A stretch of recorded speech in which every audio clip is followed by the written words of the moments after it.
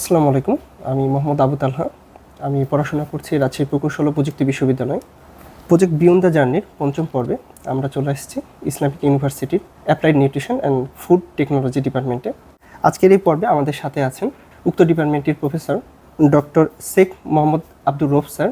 Sir, আপনাকে আজকে আমাদের পর্বে আমরা ভীষণভাবে কৃতজ্ঞ এবং আনন্দিত। ধন্যবাদ।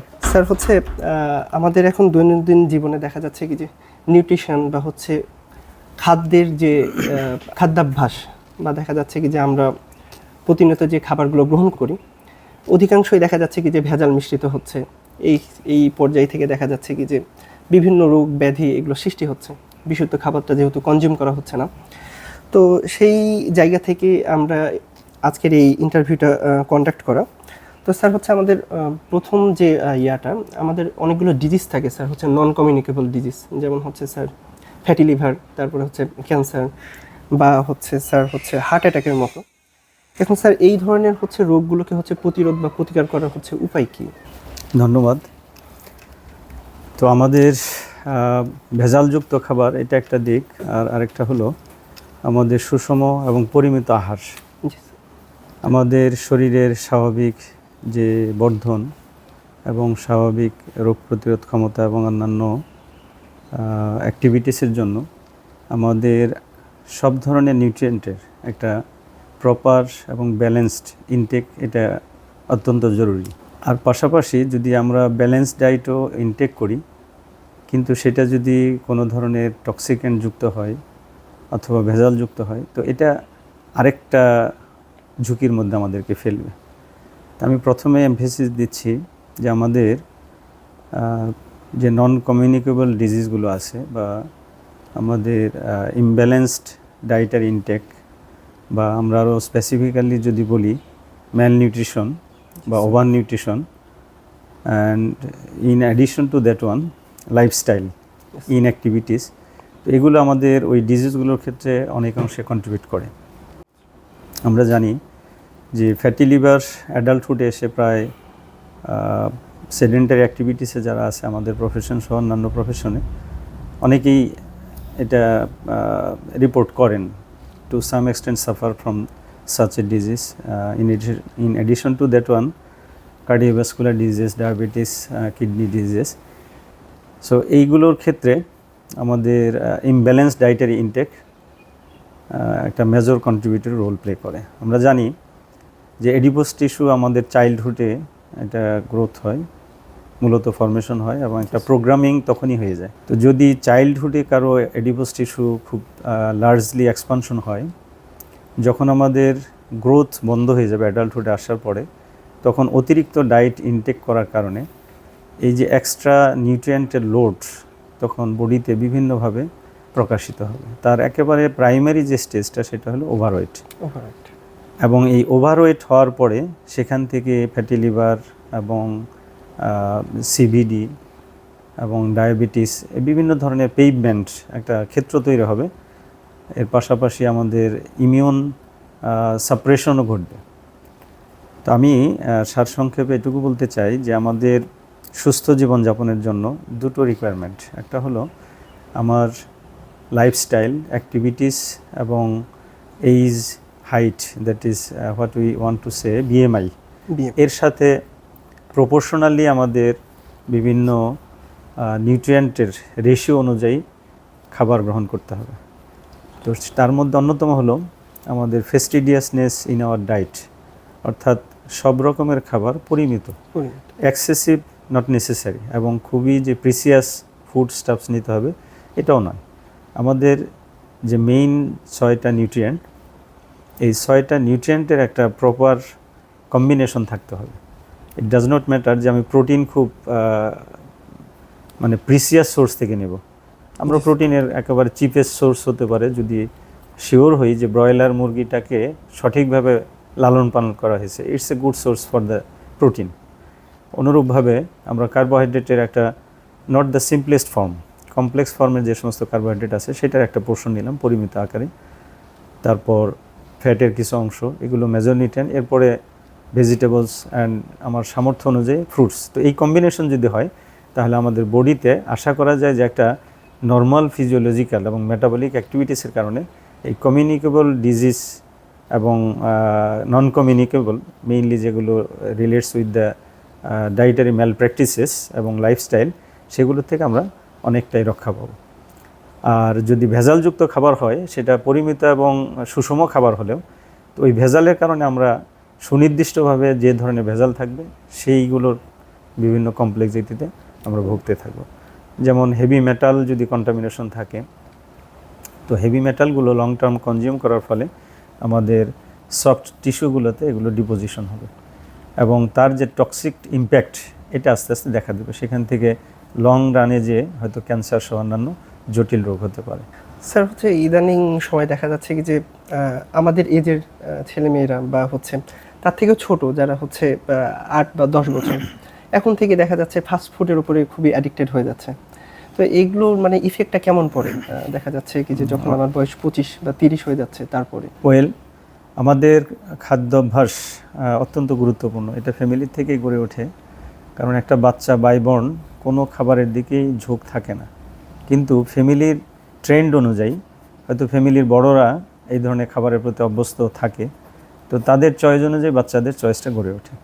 আমাদের একটা প্রিন্সিপাল মনে রাখতে হবে যে যেগুলো কিছু শর্ট চেইন ফ্যাটি অ্যাসিড থাকে, অর্থাৎ ফ্রাইড ফুডগুলোর মধ্যে আমরা যে রিপিটেডলি সেম অয়েল ইউজ করি, এটা রিপিটেডলি হিটেড হওয়ার কারণে তো এই চেইনগুলো, ফ্যাটি অ্যাসিড চেইনগুলো ভেঙে ছোট ছোট ফ্যাটি অ্যাসিড তৈরি হয়, শর্ট চেইন ফ্যাটি অ্যাসিড, সংক্ষেপে বলে এসএসএ। তো এই শর্ট চেইন ফ্যাটি অ্যাসিডগুলো কার্সিনোজেনিক বা টিস্যু নিক্রোসিস ফ্যাক্টর হিসেবে কাজ করে। তো এই জন্য একদিকে যেমন এই ট্রান্সফ্যাট এবং ফাস্ট ফুডের যে শর্ট চেইন ফ্যাটি অ্যাসিড সমৃদ্ধ, এটা not as a ingredient but added from the burn oil, তো সেগুলোর কারণে কিছু ক্ষতি হয়। আর সবগুলোই হলো হাইলি এনার্জি রিচ, তো এটা বোল মুভমেন্টের জন্য একদিকে যেমন not favouring, at the same time স্বল্প পরিমাণে অনেক বেশি অতিরিক্ত পরিমাণে এনার্জি থাকে। তো এই অতিরিক্ত এনার্জির কারণে তার চাইল্ডহুড থেকেই এক ধরনের ওবেসিটির টেন্ডেন্সিটা গড়ে উঠবে। উই হ্যাভ টু রিমেম্বার যে actually before the adult stage আসলে ওবেসিটিটা নট সো রিমার্কেবল, কারণ তখন আমাদের গ্রোয়িং স্টেজ চলছে, অতিরিক্ত খাবার পেলেও সেটার মেজর অংশ আমাদের গ্রোথে ইউজ হয়ে যায়। কিন্তু এটা এই অভ্যাসটা যদি কন্টিনিউ করে, প্রবলেম হবে আফটার 30 ইয়ার্স আর 35 ইয়ার্স অফ এজ, যখন আর গ্রোথ থাকবে না, মেইনটেনেন্স করতে যে অতিরিক্ত এনার্জিটা তখন অ্যাডিপোজ টিস্যু সহ অন্যান্য ভিসেরাল ফ্যাট হিসেবে জমা হতে থাকবে। এই জন্য আমার সাজেশন বা অপিনিয়ন হলো যে এই ধরনের ক্যালোরি বম্ব নাম্বার 1, নাম্বার 2 হলো বিভিন্ন ধরনের শর্ট চেইন ফ্যাটি অ্যাসিড এবং ট্রান্স ফ্যাটি অ্যাসিড সমৃদ্ধ খাবারকে অ্যাভয়েড করাটা স্বাস্থ্যের জন্য অত্যন্ত জরুরি। আরেকটা বিষয় যেটা একটু উদ্বেগের হয়ে দাঁড়িয়েছে, দেখা যাচ্ছে সাম্প্রতিক গবেষণায় আমাদের হচ্ছে যেটা মেটাবলিজম রেট, গড় মেটাবলিজম রেট, বিএমআই, এটা কমে যাচ্ছে। তো স্যার হচ্ছে এইটার মানে হচ্ছে কারণগুলো কি আর এটার প্রতিকারটা কি স্যার? এক্স্যাক্টলি মেটাবলিজম রেট বলতে আমরা we can say metabolism efficiency. আমাদের চাইল্ডহুডে আমরা তো এত পলিশড খাবার পেতাম না, তো আমাদের সময় দেখা যেত র ফুডগুলোই বাচ্চারা খুব স্বাভাবিকভাবে গ্রহণ করে, তো অনেক সহজে সেগুলো ডাইজেস্ট করতে পারত। তো আমরা আগেই জানি যে আমাদের অভ্যস্ততার একটা প্রভাব আছে, যে পলিশড ফুড খাবে তার কাছে হঠাৎ করে ভেজিটেবল বা এই ধরনের যে ফুডগুলো আছে, তো তার জন্য খুব বেশি মানে সুইটেবল হবে না। তো এই জন্য আমার মনে হয় যে আমাদের যে খাদ্যাভ্যাস গড়ে তুলতেছি, এটার ক্ষেত্রে at the beginning we have to be must careful, যাতে কোনো রং খাদ্যাভ্যাস গড়ে না ওঠে। তো সেই রং খাদ্যাভ্যাসটা থাকার কারণেই আমার মনে হয় যে এখন আমাদের যে ডাইজেস্টিভ এফিসিয়েন্সি এবং ফিজিক্যাল অ্যাক্টিভিটিস তুলনামূলক খেলাধুলার অপরচুনিটি এগুলো কমে যাওয়ার কারণে তার যে demand, internal demand for the enhance metabolic activity, সেটাও কমে যাচ্ছে। এই দুই কারণেই আমাদের বডিতেও ডিমান্ড নেই, আবার অভ্যস্ততাও নেই। তো আমাদের একেবারে ডাইজেশন প্রসেস থেকে নিয়ে metabolic efficiency, if we consider in the last 20 years ago, দেখা যাবে যে এই জেনারেশনের ক্ষেত্রে কমে যাচ্ছে। স্যার এই ক্ষেত্রে মানে প্রতিকারটা কি, মানে কিভাবে লাইফস্টাইলটা গ্রো করব? প্রতিকার, হ্যাঁ, এটা খুবই ইম্পর্টেন্ট। প্রতিকার আমি 1 নম্বরেই এমফেসিস দিচ্ছি যে আমাদের খাদ্য অভ্যাসটা এমনভাবে গড়ে তুলতে হবে যাতে ব্যালেন্সড ডায়েটারি চয়েস হয়। ফুড সোর্সগুলো এমনভাবে নিতে হবে যে আমার খাবারের মধ্যে ফাইবারও প্রয়োজন আছে, এরপরে ফাইটোনিউট্রিয়েন্ট যেগুলো প্ল্যান্ট সোর্স থেকে, not only vitamin and minerals, এর পাশাপাশি বিভিন্ন ধরনের ফাইটোকেমিক্যালস প্রয়োজন আছে যেগুলো প্রোটেক্টিভ রোল আছে এবং অ্যান্টিঅক্সিডেন্ট রোল আছে। এগুলো আমাদের শরীরের গঠন প্রক্রিয়ায় সেভাবে পার্টিসিপেট করে না, তবে প্রোটেক্টিভ প্রসেসে হাইলি কন্ট্রিবিউট করে। তো যদি আমরা শুধু দেখা যায় মাছ, গোশ এগুলোই পছন্দ করি অথবা ফ্রাইড ফুড, তাহলে কিন্তু আমরা এই অংশ থেকে বঞ্চিত হব। এই জন্য আমাদের একটা প্রপার খাদ্যাভ্যাস গড়ে তুলতে হবে, এটা ফ্যামিলির সহযোগিতা। আমাদের যেমন এখনও আমাদের রিলেটিভ তথা অন্যান্য জায়গায় দেখা যায় যে বেশি খাওয়াতে পারলে দে বিকাম হ্যাপি, যদি কোনো কারণে একটু কম খাবার গ্রহণ করতেছে সো দে বিকাম অরিড। এটা আমাদের একটা ভেরি মাচ রং প্র্যাকটিসেস। আপনার সবগুলো খাবারও যদি অল্প অল্প খান এবং ইফ হি ফিল কমফোর্ট এবং অ্যাপ্রিসিয়েট করে যে very delicious, I think that will be the right process. এই জন্য আমার মনে হয় যে পরিমিত খাবার এবং ফেস্টিডিয়াসনেস অর্থাৎ বহুবিধ খাবারের সমন্বয়ে খাবারটা গ্রহণ করে, এটা একটা দিক। আর দ্বিতীয়ত হলো আমি খাবার যতই ভালো গ্রহণ করি আমার মেটাবলিক এফিসিয়েন্সি টোটালটাই ডিপেন্ডস অন ইন্টারনাল ডিমান্ড। এই ইন্টারনাল ডিমান্ড তৈরি হবে যখন ফিজিক্যাল অ্যাক্টিভিটিস থাকবে। আমাদের আর্লিয়ার চাইল্ডহুডে আমরা যে কোনোভাবেই খেলাধুলায় রপ্ত থাকতাম, তো এখন যেহেতু এই জেনারেশন মোবাইল তারপরে গেমস এইসবের মধ্যে অভ্যস্ত হয়ে যাচ্ছে, অর্থাৎ there is little or no physical activities, so it makes the body as a whole, if we want to say, the metabolic demand nearly zero, just basal metabolism. That's why energy ডিমান্ডটা কমে যাচ্ছে এবং as a consequence metabolic efficiency কমে যাচ্ছে। এই জন্য we must correct this two things.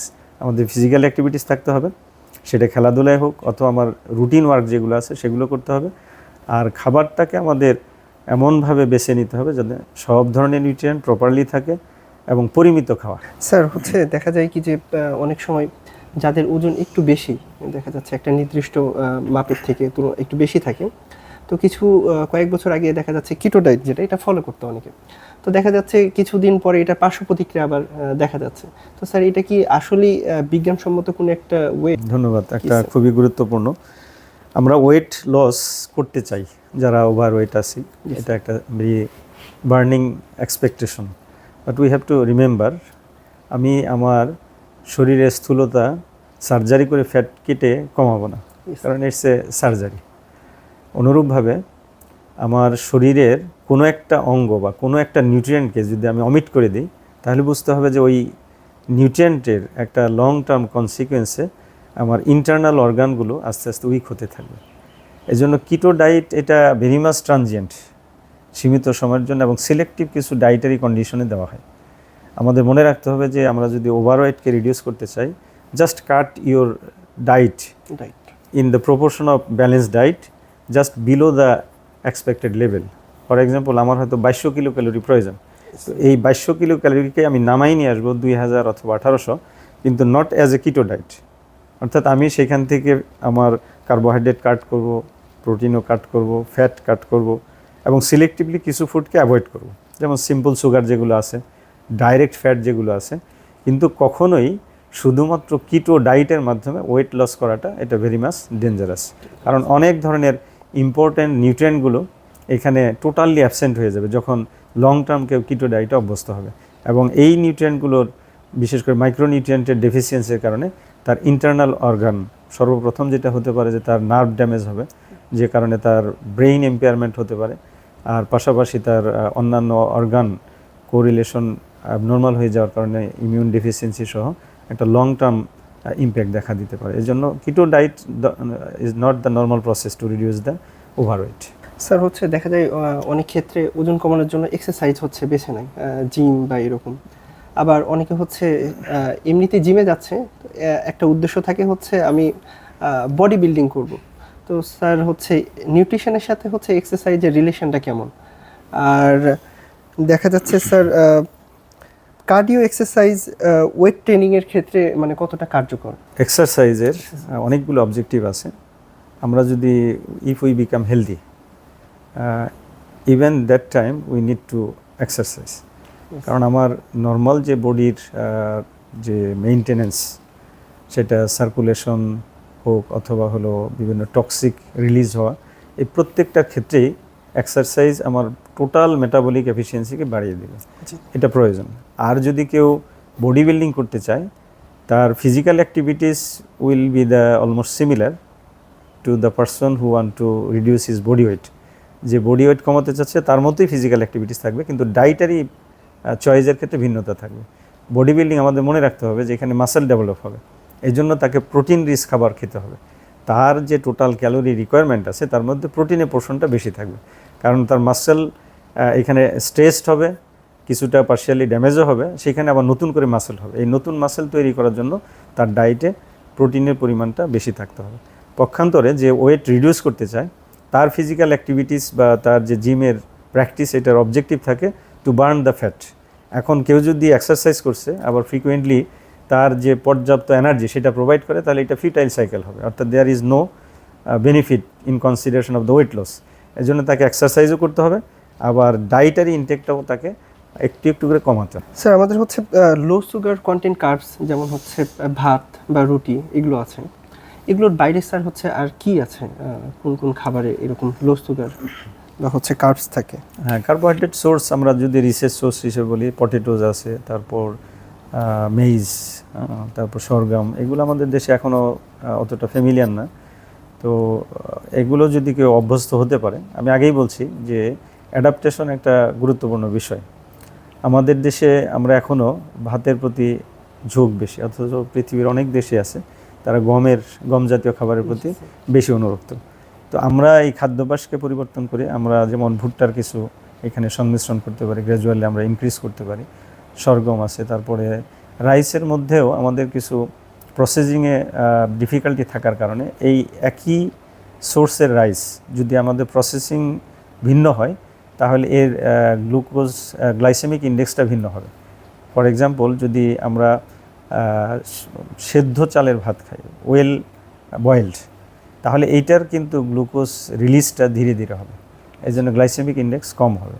পক্ষান্তরে same rice যদি আমরা উইদাউট বয়েলিং সরাসরি রান্না করে তারপরে খাই, যেটা আমরা পোলাওয়ের ক্ষেত্রে চাল ইউজ করি, আতপ চাল বলে, এই ক্ষেত্রে কিন্তু গ্লুকোজটা দ্রুত রিলিজ হবে, যেহেতু ডাইজেশন প্রসেসটা উইল বি আর্লিয়ার। আবার এর পাশাপাশি আমাদের এই ডায়েটে যদি কিছু ফাইবার না থাকে, স্পেশালি সলিউবল ফাইবার, তাহলে যে barrier two absorb the glucose, সেটার ক্ষেত্রেও ব্যারিয়ার থাকবে না এবং দ্রুত বেড়ে যাবে। এজন্য আমার সাজেশন হলো যে আমরা সুপার পলিশড রাইস যাতে না আনি, এবং যেগুলো তুলনামূলক মানে ইজিলি প্যালেটেবল এবং ডেলিশিয়াস, এই ধরনের রাইসকে অ্যাভয়েড করা। মোটা চাল, সেদ্ধ চাল, এগুলো। আর এখন তো খুবই রেয়ার যেটা ঢেকি ছাটা বলা হয়, তারপরেও যদি কোথাও থেকে সংগ্রহ করা যায়, বা লাল চাল, এগুলো আমাদের স্লোলি গ্লুকোজকে রিলিজ করে। আর রুটি অবভিয়াসলি ভাতের তুলনায় আমরা এটা সবসময় সাজেশন শুনি, যেহেতু এখানে গ্লুটেন সহ আরও কিছু অতিরিক্ত প্রোটিন থাকে এবং এর ফাইবার কন্টেন্ট রাইসের তুলনায় অনেক বেশি, এর জন্য স্লোলি ডাইজেশন হয়। কম্পারেটিভলি একই ক্যালোরি সমৃদ্ধ রাইস যদি কেউ ইনটেক করে, তো এটা দ্রুত ডাইজেস্ট হবে এবং এটা দ্রুতই বডিতে অ্যাবজর্ব হবে। স্যার হচ্ছে ডায়াবেটিক্স যারা হচ্ছে পেশেন্ট থাকেন, তাদের ক্ষেত্রে দেখা যায় একটু মেনে বেঁচে চলার একটা বিষয় থাকে। তো সেই দিক থেকে একজন ডায়াবেটিক্স রোগী কেমন ধরনের স্যার হচ্ছে কার্বোহাইড্রেট গ্রহণ করবে? ডায়াবেটিস আমাদের মনে রাখতে হবে, বিশেষ করে টাইপ 2 ডায়াবেটিস, এটা মূলত হলো একটা পার্শিয়াল ইনসাফিসিয়েন্সি অথবা রেজিস্ট্যান্স অথবা inability to secret the insulin, অর্থাৎ রোগীর ইনসুলিন অ্যাভেলেবেল, কাজ করতে পারছে না, অথবা ইনসাফিসিয়েন্টলি অ্যাভেলেবেল, সো দ্যাট তার যে কোনো স্বাভাবিক খাবারেই দেখা যায় গ্লুকোজ যেভাবে মেনটেন হতো, এই ক্ষেত্রে সেটা পারে না। তো যে কারণে তার ব্লাড সুগারটা বেড়ে যায়। তো যেহেতু টাইপ 2 ডায়াবেটিস, এটা আমাদের মেনটেন করতে হবে, এটা totally curable is very rare. তো সেই ক্ষেত্রে আমাদের ডায়েটারি চয়েসটা এমনভাবে হতে হবে, যেমন সিম্পল সুগার বলতে আমরা যা বুঝি, নট দ্য ফ্রুট কিন্তু এটা নট অনলি দ্য সুইট, এর সাথে আরও কিছু উপাদান আছে, এবং এটা by the blessing of Almighty ফ্রুটগুলো, যেগুলো বিশেষ করে মিষ্টি ফ্রুট আছে, এর সাথে আবার এর ঠিক কমপ্লিমেন্টারি কিছু অ্যান্টি ডায়াবেটিক প্রপার্টিস আছে। এই জন্য যদি কেউ অপটিমাম লেভেলের কোনো ফ্রুট ইনটেক করে, এটা ইউজুয়ালি এখন পর্যন্ত বেশ কিছু স্টাডিও আছে, তো দেখা যায় যে সুগারকে ওইভাবে রেজ করবে না। কিন্তু আমরা যেটা ফ্রেশ চিনি, যেটাকে হোয়াইট পয়জনও বলা হয় অনেকে, বা এই চিনি জাতীয় খাবার যেগুলো আছে চিনি দিয়ে তৈরি, এটাকে অ্যাভয়েড করাটা ডায়াবেটিক্স রোগীর জন্য প্রায় অসম্ভব হলেও একেবারেই সামান্য পরিমাণে গ্রহণ করতে পারে, কিন্তু সাডেন রেইজ হবে এই ধরনের কার্বোহাইড্রেট সোর্সগুলোকে গ্রহণ না করা। তো অবশ্যই আমাদের ভাতের পরিবর্তে, সিম্পল রাইসের পরিবর্তে যদি আমরা রুটি বা এই জাতীয় যেগুলো স্লোলি ডাইজেস্টেবল হয় গ্রহণ করি, তাহলে অবশ্যই তাদের সুগার রিলিজটা কম হবে এবং যে হাইপার গ্লাইসেমিয়া যে ইম্প্যাক্টটা হবে সেটার থেকেও সে বাঁচতে পারবে।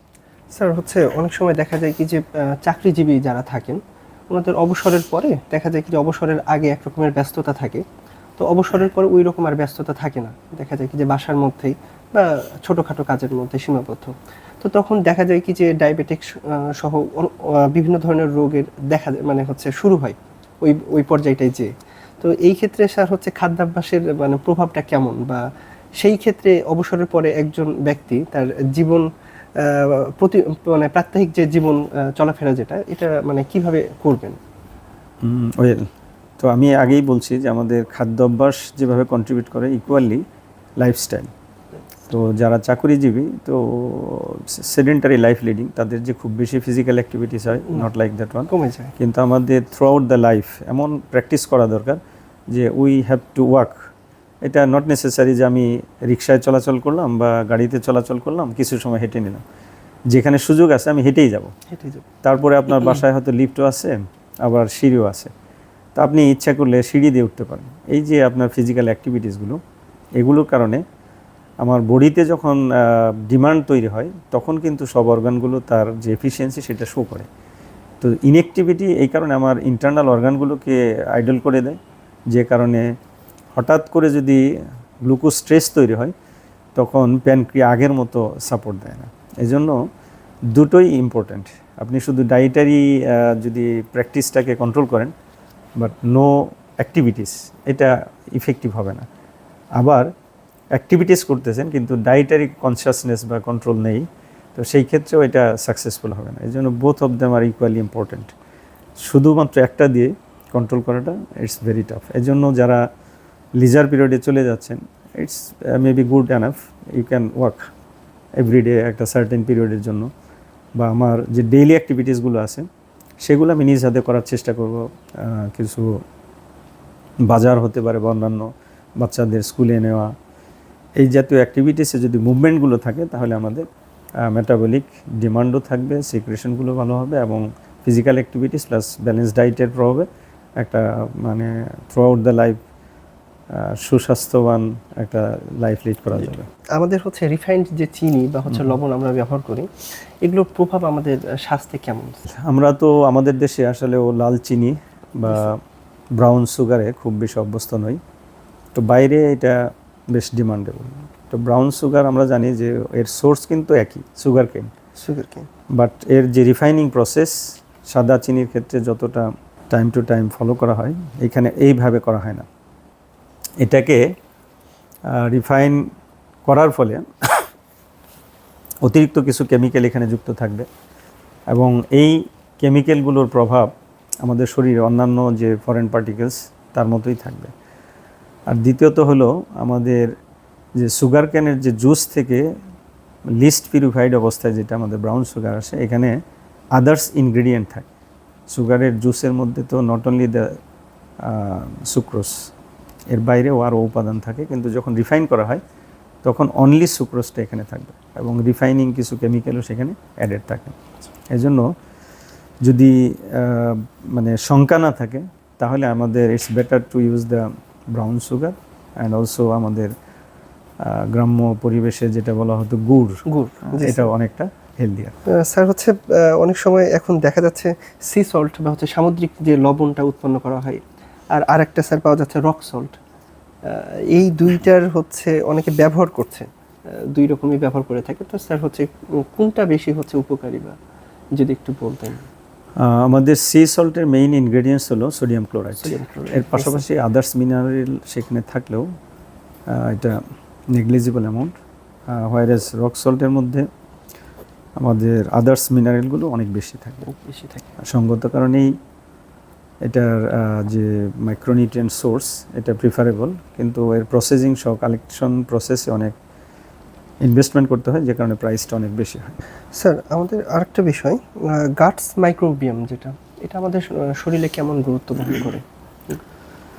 ওয়েল, গাটস মাইক্রোবায়োটা এটা আসলে আমাদের একটা সিম্বায়োটিক অর্গানিজম। আমাদের যে রেসিডুয়াল নন ডাইজেস্টেবল পোর্শন থাকে আমাদের ফিকেসের সাথে, যেটা ফিকেস হিসাবে অলমোস্ট লস হয়ে যায়, নট অ্যাভেলেবল টু অ্যাবজর্পশন, এই অংশগুলোর মধ্যে আমাদের কিছু নর্মাল মাইক্রোবিয়াল ফ্লোরা তারা অ্যাক্টিভিটিস করে এবং সেখানে তারা গ্রোথ অ্যান্ড প্রোপাগেশন করে। আর বিসাইড দেয়ার ওন বেনিফিট তারা কিছু ভিটামিন তৈরি করে এবং উপকারী কিছু বাই প্রোডাক্ট আমাদের স্টোমাক এনভায়রনমেন্টে দেয়। তো যে কারণে একদিকে আমরা কিছু ভিটামিন সেখান থেকে পাই, আর আমাদের মাইক্রোবিয়াল অ্যাক্টিভিটিসের কারণে বোল মুভমেন্ট সহ অন্যান্য যে প্রসেসগুলো আছে সেটা এনহ্যান্স হয়। স্যার হচ্ছে অনেক সময় অ্যান্টিবায়োটিক আমরা হচ্ছে ব্যবহার করি, সেই ক্ষেত্রে এই অ্যান্টিবায়োটিকের হচ্ছে প্রভাবটা কেমন পড়ে গাটসের উপরে? অ্যান্টিবায়োটিক যেহেতু specially the broad spectrum antibiotic, তারা আমাদের অর্গান স্পেসিফিক যে ইনফেকশন থাকে সেখানে তো কাজ করবেই, কিন্তু সর্বপ্রথম আমাদের এফেক্ট করবে আমাদের যে গাট মাইক্রোবায়োটা তাদের উপর। এই জন্য যারা ফ্রিকুয়েন্টলি অ্যান্টিবায়োটিক ইউজ করবে তাদের নর্মাল যে গাট মাইক্রোবায়োটা এটার নেচারটা চেঞ্জ হয়ে যাবে এবং তার যে বেনিফিটটা সে অ্যাকচুয়ালি এখানে বঞ্চিত হবে।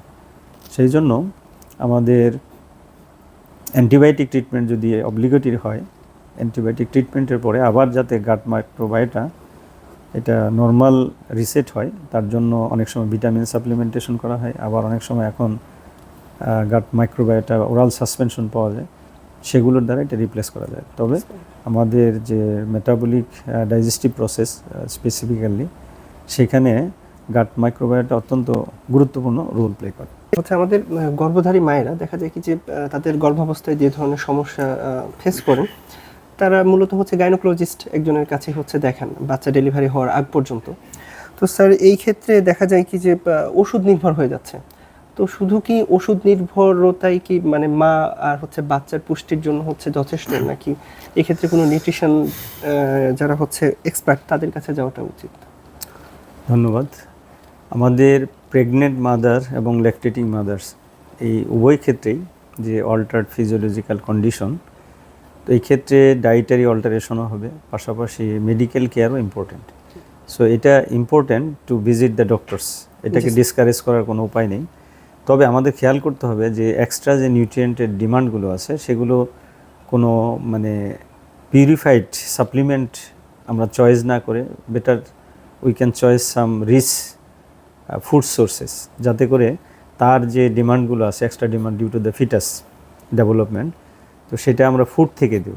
তাহলে প্রত্যেকটা যে সাপ্লিমেন্টারি ড্রাগ বলি অথবা মিনারেলস বলি, যে সাইড ইফেক্টগুলো আছে সেগুলোর থেকে আমরা মাকে বাঁচাতে পারবো। আর আরেকটা দিক হলো যে আমাদের প্রেগনেন্ট মাদারের ক্ষেত্রে যে অতিরিক্ত নিউট্রিয়েন্ট বা অতিরিক্ত মিনারেলসের যে ডিমান্ডটা আছে, এটা আমাদের অবশ্যই সিগনিফিকেন্টলি কনসিডার করতে হবে, কারণ মা এবং বাচ্চার সুস্বাস্থ্য, ফিটাসের ডেভেলপমেন্ট, এটা নির্ভর করবে যে আমরা প্রপার নিউট্রিয়েন্ট তাকে দিচ্ছি কিনা। আর যদি প্রপার নিউট্রিয়েন্ট না দিই তাহলে যে অ্যাবনর্মালিটিসগুলো হবে সেগুলো শুধু মেডিকেশনের দ্বারাও কারেকশন করা যাবে না। এই জন্য অ্যাট দ্য সেম টাইম আমার মনে হয় যে দুটো বিষয়ে আমাদের কনসালটেশন প্রয়োজন। যদি একই ব্যক্তি পারেন ইটস মোস্ট ওয়েলকাম। একটা হলো আমাদের তার ডায়েটারি প্র্যাকটিস কী হবে অথবা কোনো কিছু সাপ্লিমেন্টেশন প্রয়োজন হবে কিনা, অ্যাট দ্য সেম টাইম যদি তার কোনো মেডিকেশন প্রয়োজন হয় সেটাও তাকে গ্রহণ করতে হবে। আমরা আরও বলতে পারি যে কোনো ম্যাটারনিটি সেন্টারে যদি আমরা এই দুই ধরনের ফ্যাসিলিটিস, তাহলে আমরা সহজেই একজন মাকে তার বাচ্চা সহকারে একটা সুন্দর সুস্বাস্থ্য পরিবেশে গ্রোন আপ করতে পারবো এবং উই ক্যান এক্সপেক্ট যে একটা হেলদি বেবি এবং healthy mother will give a healthy baby. At the same time আমাদের যে ল্যাকটেটিং মাদার্স, এখানেও একটা ক্রুশিয়াল পিরিয়ড ফিজিওলজিক্যাল অল্টারেশন এখানে হয়। বাচ্চার নিউট্রিয়েন্ট প্রোভাইড করতে যায় মা অনেক সময়ই আমাদের ম্যালনিউট্রিশনে ভোগেন। তো সেই ক্ষেত্রে দেখা যায় আমরা সাপ্লিমেন্টারি ড্রাগের দিকে বেশি ঝুঁকি। জি স্যার। আমার কোনো একজন ডক্টরের কথা মনে আছে, উনি বলছিলেন যে বাচ্চাকে এসব খেতে না দিয়ে মাকে খাওয়ান, কারণ মা যা খাবেন সেখান থেকে বাচ্চা নরিস্ট হবে। এটা তো খুবই প্রমিনেন্ট স্লোগান যে until the 6 month of the baby need not to provide anything, তার ব্রেস্ট ফিডিং ইজ সাফিসিয়েন্ট। কিন্তু it depends on the quality of the breast feeding and the quantity of the breast feeding. মা যদি ম্যালনারিস্ট হয় তো breast feeding obviously sufficient হবে না, ও বেবিও তখন ম্যালনারিস্ট হয়ে যাবে। এই জন্য এই ল্যাকটেটিং পিরিয়ডেও আমাদের ডক্টরস তো আমাদের যখন অ্যাবনর্মালিটিস প্রয়োজন হবে ফিল করব তখন তো ভিজিট করতেই হবে। অ্যাট দ্য সেম টাইম আমাদের যে নিউট্রিয়েন্ট ডিমান্ড, বিশেষ করে অল্টার্ড ফিজিওলজিক্যাল কন্ডিশনে, সেটা একজন ডাইটিশিয়ানের কাছ থেকে, একজন ক্লিনিক্যাল নিউট্রিশনিস্টের কাছ থেকে সাজেশন নিয়ে চলতে হবে, অথবা নিজে এগুলো জ্ঞান অর্জন করে সে অনুযায়ী মেনে চলতে হবে। স্যার হচ্ছে বর্তমানে আমাদের সিজারিয়ান ডেলিভারি যেটা, এটার মানে হচ্ছে রেটটা অনেক ঊর্ধ্বগামী। দেখা যাচ্ছে নর্মাল ডেলিভারি খুবই কম হচ্ছে, সরকারি মেডিকেল বলি বা প্রাইভেট মেডিকেলগুলো যদি বলি। তো সেই ক্ষেত্রে দেখা যাচ্ছে নর্মাল ডেলিভারি হওয়ার ক্ষেত্রে একজন পুষ্টিবিদ কীভাবে ভূমিকা রাখতে পারেন একটা মায়ের ক্ষেত্রে? ডেলিভারি প্রসেস এটা আসলে পুষ্টিবিদের ওই মুহূর্তে তেমন করণীয় নেই। বাচ্চার গ্রোথ এবং আফটার ডেলিভারি পোস্টন্যাটাল কেয়ারের ক্ষেত্রে একজন পুষ্টিবিদ সহযোগিতা করতে পারেন। স্যার হচ্ছে বাচ্চা হয়ে যাওয়ার পরে আমরা অনেক ধরনের মিথ শুনি কি যে হচ্ছে এটা খাইতে দেওয়া যাবে না, এটা খেতে দেওয়া মানে খেতে দিতে হবে, এরকম দেখা যায় প্রপার কোনো গাইডলাইন নাই কি যে হচ্ছে একটা বাচ্চাকে কি খেতে দেবো এরকম। বিশেষ করে এটার প্রকোপটা দেখা যায় গ্রাম অঞ্চলের ক্ষেত্রে। তো স্যার এই ক্ষেত্রে আমাদের যদি একটা মানে এটার প্রভাব যদি দেখি কি যে অনেক সময় দেখা যায় কি যে একটা বাচ্চা খাটো হয়ে যাচ্ছে বা মেধার বিকাশটা হচ্ছে না বা রোগা হয়ে যাচ্ছে, তো এই ক্ষেত্রে কি একটা গাইডলাইন তৈরি করা যায় কিনা মানে একটা নবজাতকের জন্য? হ্যাঁ, এটা তো গাইডলাইন আছে, but not so familiar in our country and also throughout the villages. আমাদের প্রথম বিষয় যে স্লোগানগুলো আছে যে until the 6 month of the child তার ব্রেস্ট ফিডিং ইজ সাফিসিয়েন্ট। তাহলে ব্রেস্ট ফিডিং যাতে সাফিসিয়েন্ট হয় সেজন্য মাকে সেই পরিমাণে খাবার দিতে হবে। আর at the same time just after birth আমাদের কিছু কিছু প্র্যাকটিস আছে, বাচ্চাকে বিভিন্ন কিছু মুখে দেওয়া হয়। মনে রাখতে হবে যে তার ডাইজেস্টিভ সিস্টেমটা জাস্ট স্টার্ট টু ওয়ার্ক। এর আগে ডাইজেস্টিভ সিস্টেমের কোনো অ্যাক্টিভিটি ছিল না। এখন যদি তাকে ডিফিকাল্ট টু ডাইজেস্ট এরকম কোনো খাবার দেওয়া হয় তাহলে তার স্টোমাকের ইনজুরি সহ অন্যান্য প্রবলেম হতেই পারে। এজন্য until the 6 month it's better to take care of the mothers. এরপরে যখন উইনিং ফুড আসবে তখন অবশ্যই আমরা এমন কম্বিনেশন এবং ইজিলি ডাইজেস্টেবল, যেটাকে আমরা বলি সবজি খিচুড়ি বা এই জাতীয় নরম খাবার আস্তে আস্তে অভ্যস্ত করে তারপরে তাকে একটা প্রপার ব্যালেন্স ডায়েটের দিকে নিয়ে যেতে হবে। আচ্ছা স্যার হচ্ছে আমরা এই পর্ব শেষ করা যায়নি। এই পর্ব শেষ করা যাবে।